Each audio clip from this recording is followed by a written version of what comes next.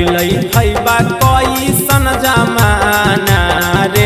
मौगी के छोड़ी कजल के हो गेलै दीवाना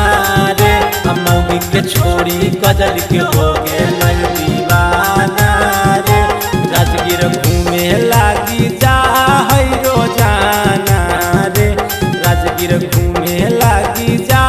है रोजाना रे मौगी के छोड़ी कजल के हो गेलै दीवाना रे मौगी के छोड़ी कजल के हो गेलै दीवाना रे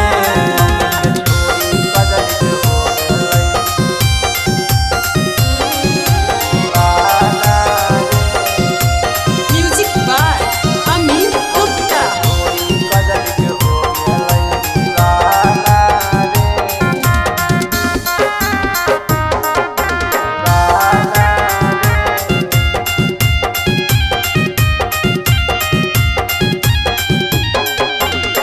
रोजे रोज थिएटर के टिकट कटावे आया गला सीटा पर बैठी छौड़ा नहमारी लुटावे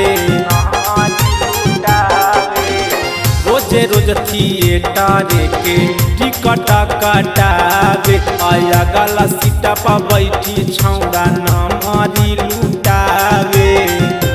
सेल्फी लेके आवे छौड़ा रोजाना रे सेल्फी लेके आवे छौड़ा रोजाना रे कजल के देखी छौड़ा हो गेलै दीवाना रे कजल के देखी छौड़ा हो गेलै दीवाना रे कजल के हो गेलै दीवाना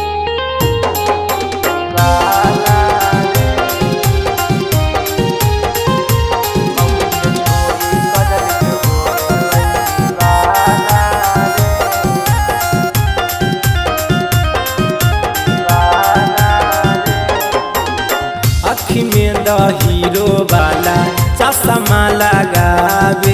सिगरेट जला के खाली दुनिया उड़ावे अखी में द हीरो वाला चश्मा लगावे सिगरेट जला के खाली दुनिया उड़ावे ओकरा लाल पियर बौलवा पर निशाना है ओकरा लाल पियर बौलवा पर निशाना है छौड़ा मौगी के छोड़ी कजली पर दीवाना है